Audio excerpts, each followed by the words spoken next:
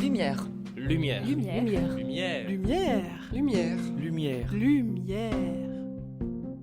Lumière sur le lait en poudre avec Claire Gaiani, enseignante-chercheuse au Libio à Nancy. Depuis peu, de nouvelles générations de poudres issues du fractionnement du lait sont apparues. Parmi ces dernières, on peut citer les poudres contenant des bactéries lactiques. Ces poudres offrent des effets bénéfiques comme l'atténuation de l'intolérance au lactose, la prévention de maladies et bien d'autres propriétés. Encore faut-il les fabriquer dans les meilleures conditions possibles. La France étant un des pays leaders du marché, les enjeux sont très importants.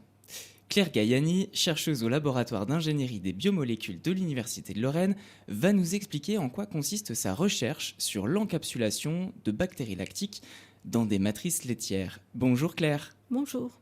Plongeons dans le vif du sujet. Dans un premier temps, parlez-nous de votre thématique de recherche dont les résultats sont très prometteurs et, on peut le dire, révolutionnaires. Donc je vais commencer par ma thématique de recherche. Je travaille sur ce qu'on appelle les solides divisés. Donc c'est un bien grand mot pour dire que je travaille sur les poudres. Donc on est tous confrontés dans notre quotidien à des poudres. Et je travaille plus particulièrement sur les liens entre le procédé d'obtention de ces poudres, leur structure et leur fonctionnalité. Donc qu'est-ce qu'on entend par procédé ? C'est tout simplement comment on va les obtenir.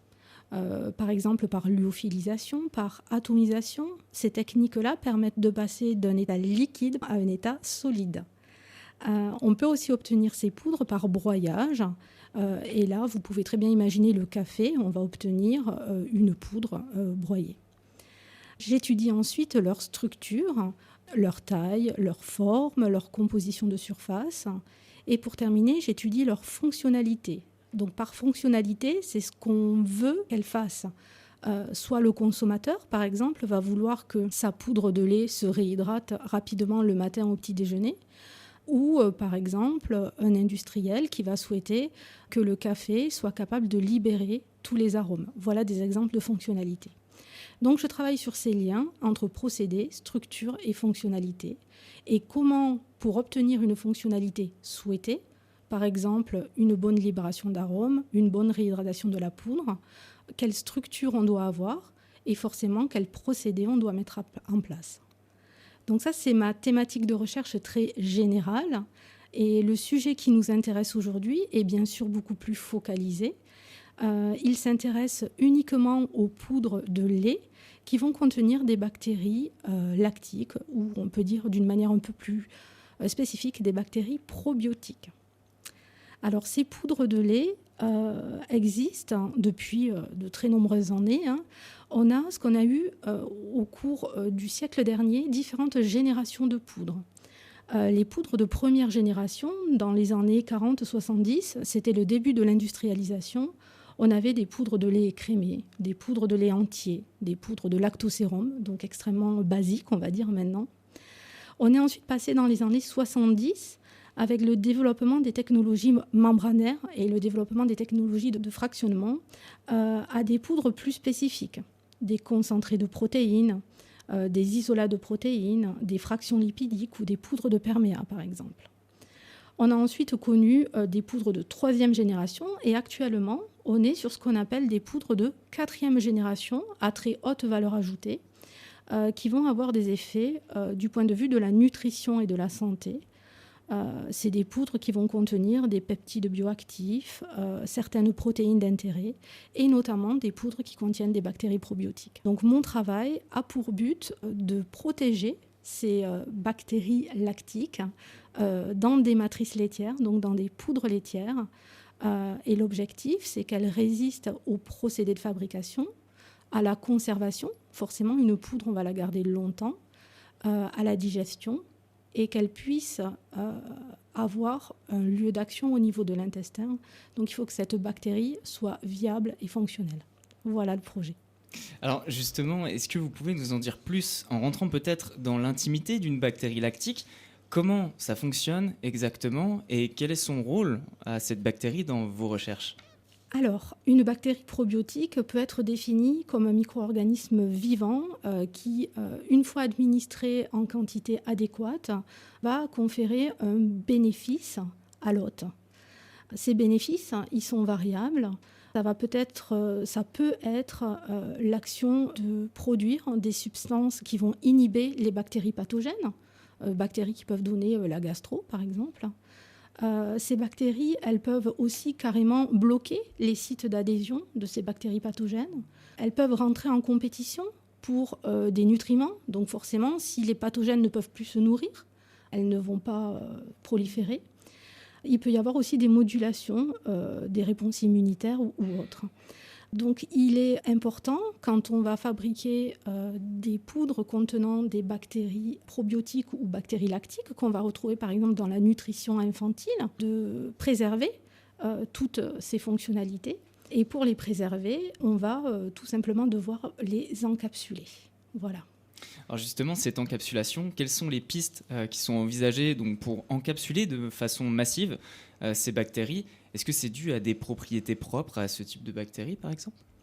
Alors, l'originalité de ce projet de recherche, c'est qu'actuellement, quand on veut encapsuler ou protéger une bactérie, systématiquement, il faut trouver la bonne matrice adaptée, c'est-à-dire la matrice, c'est la composition qui va permettre d'englober cette bactérie. Il va falloir avoir un procédé d'encapsulation adapté. Ces procédés, ils sont extrêmement variables. Ça peut être de l'atomisation, de l'extrusion, de la lyophilisation, de l'émulsification. Donc, il y a tout un tas de procédés. Et ces étapes, elles sont à renouveler. Dès qu'on veut changer la bactérie lactique, il faut de nouveau tout optimiser. L'originalité de ce projet, c'est qu'on va étudier les interactions entre la bactérie et la matrice, identifier ce qui fait que cette matrice va être bien encapsulée ou pas, pour être capable plus tard à l'industriel de lui dire « vous voulez protéger telle bactérie », dans ce cas-là, il va falloir utiliser tel procédé et il va falloir utiliser telle matrice, parce que votre bactérie, elle a tel type de piliers à la surface qui vont interagir. Donc les piliers, ce sont des cheveux à la surface de la bactérie qui vont interagir de telle façon avec votre matrice, qui fait que là, ça va fonctionner. Votre bactérie, elle arrivera viable, donc ça veut dire vivante, et fonctionnelle au niveau de l'intestin. Donc fonctionnelle, ça veut dire qu'elle va pouvoir exercer son effet bénéfique. Donc l'originalité du projet, c'est ça. C'est de ne plus systématiquement refaire toutes ces étapes et d'avoir une sorte de matrice pour être capable de dire directement telle bactérie, on va devoir l'associer à tel procédé et à telle matrice. Et tout ça, ça fait gagner du coup énormément de temps. Voilà, c'est l'objectif. Pour ces recherches, vous travaillez du coup à des échelles microscopiques, peut-être même encore plus petites. Quels sont les outils que vous utilisez d'habitude? Des microscopes peut-être? À quoi ressemble votre labo? Alors, l'originalité de ce travail de recherche, c'est ce qu'il est, on peut dire qu'il est pluridisciplinaire. Et donc, on va aussi bien travailler à l'échelle microscopique. Donc là, pour étudier les interactions entre la bactérie et la matrice, on travaille avec un microscope à force atomique qui permet d'étudier les adhésions entre la bactérie, donc une seule bactérie, et nos différents composants laitiers. Donc, on va regarder l'adhésion entre la bactérie et une micelle de caséine et une protéine soluble, par exemple. Donc là, on est vraiment à l'échelle microscopique. On va ensuite utiliser des outils pour voir un petit peu plus large. Cette fois-ci, on n'est plus à l'échelle du composant laitier et de la bactérie, mais on va être à l'échelle de la particule, donc de la poudre. Pour vous donner une idée, c'est de l'ordre de 10 à 500 micromètres. Donc là, on va étudier leur taille, leur forme, avec différents types d'équipements qui peuvent soit être des caméras pour voir la taille et la forme, soit jouer sur la diffusion de la lumière, qui permettent ensuite, par traitement, de remonter également à des tailles. Donc là, on est à l'échelle de la bactérie. Et puis, ce projet a une forte finalité industrielle.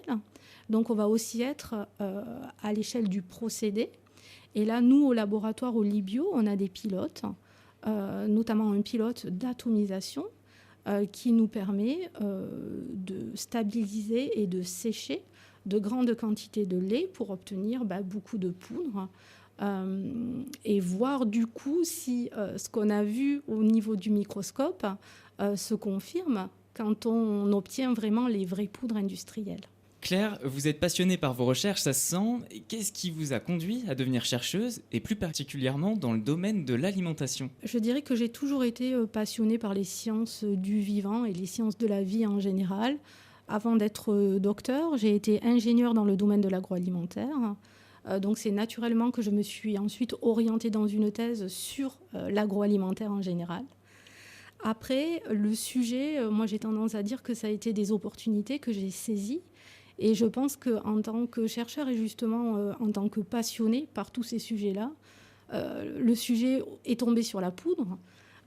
Mais ça aurait pu être n'importe quoi. On s'y accroche et puis après, c'est une pelote de laine qu'on débobine et on passe toute sa vie à débobiner cette pelote de laine et ça aurait pu être en fait n'importe quel sujet, je pense. Je vous remercie pour le moment de partage que vous nous avez consacré pour expliquer vos recherches et nous serons tout à fait attentifs à l'avancée de celle-ci. Une chose est sûre, nous ne regarderons plus les boîtes de lait en poudre de la même manière. Merci Claire. Merci.